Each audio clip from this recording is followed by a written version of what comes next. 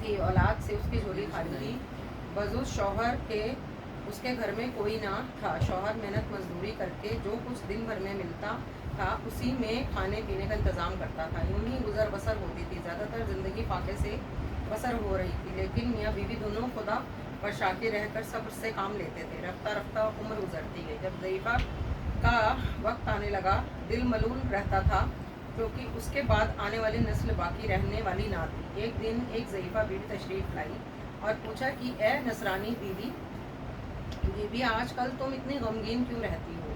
कोई ख़ास बात हो तो बयान करो। यह तो मालूम है कि गरीबी साथ नहीं छोड़ती है, इसका तुम्हें गम भी नहीं है।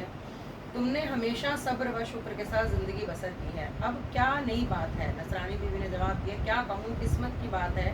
गरीबी तो गरीबी अपनी है, उम्र और औलाद से भी महरूम हूँ। बीबी ज़ईफ़ा ने कहा, बेटी गम ना खाओ, खुदावंद आलम के इख्तियार में सब कुछ। वह जिसे चाहे मुर्दा करे और जिसे चाहे जिंदा कर दे, सूखे हुए दरख्त को हरा कर दे और बे औलाद को औलाद वाला कर दे। अच्छा, तुम चटपट बीवी की कहानी मान लो, खुदावंद आलम तुम्हारी मुश्किल आसान कर देंगे। यह कहकर बीबी ज़ईफ़ा तशरीफ़ ले गई।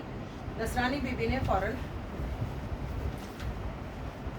कहानी मान ली। खुदा ने 9 महीने पर एक हसीन फर्जंद अता किया। औलाद से घर चराग रोशन हो गया। तलवात अल्लाहुम्मा सल्ली अला मोहम्मद व आले मोहम्मद। नसरानी बीवी को मन्नत पूरी करने का ख्याल आया। फिक्र हुई कि क्यों कर मन्नत पूरी करूं।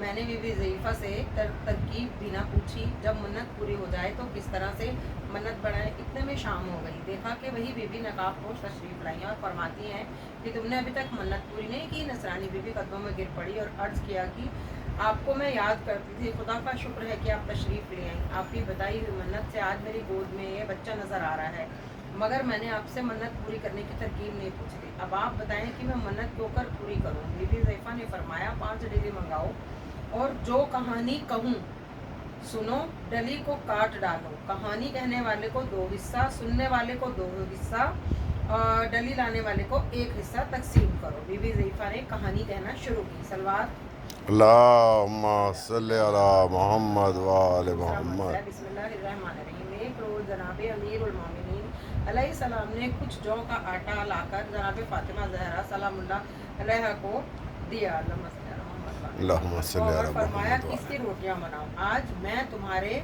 पदरे बुजुर्गवार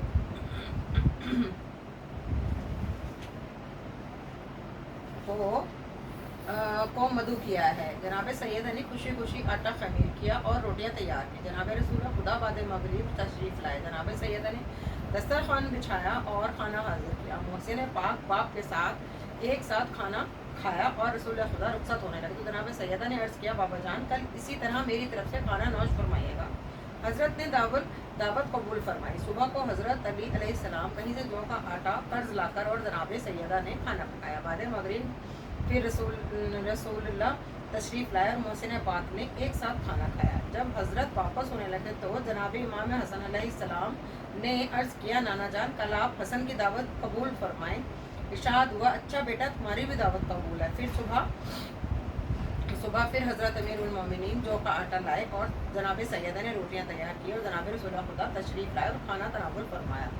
अब इमाम हुसैन अलैहिस्सलाम ने नाना के गले में बाहें डाल दी। नाना, क्या हमें महरूम रखिएगा? इतना इशारा काफ़ी था रसूल खुदा के लिए। समझ गए और फरमाया, बेटा हुसैन, तुम्हारी भी दावत कबूल है। गर्ज के इस रोज़ भी खाने का सामान फराहम हुआ। रसूल खुदा इस रोज़ भी तशरीफ़ लाए और खाना नौश फरमाया।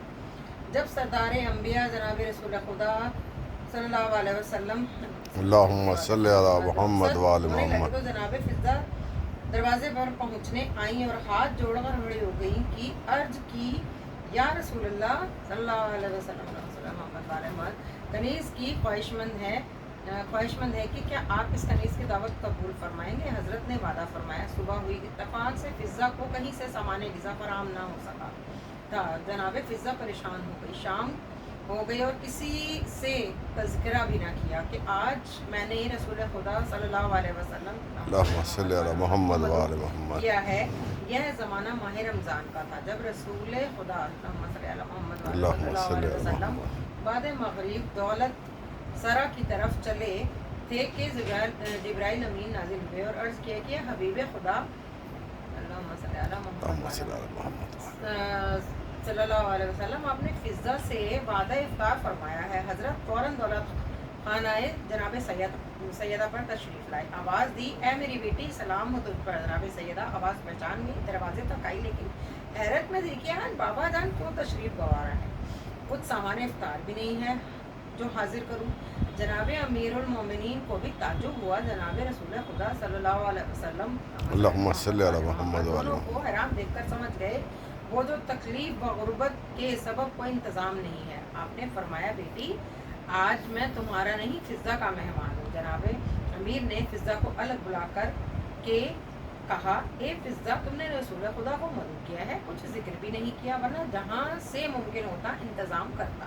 فضہ نے فرمایا کہ میں دیکھ رہی ہوں کہ آپ کے پاس کوئی چیز نہیں ہے، بس مجھے غیرت معلوم ہوئی کہ آپ سے کیا تذکرہ کروں، میں اپنا انتظام کرتی ہوں۔ یہ کہہ کر فضہ نے وضو کیا، ایک گوشے میں جا کر 2 رکعت نماز بدلا کر خدا کی بارگاہ میں ہاتھ بلند کیے۔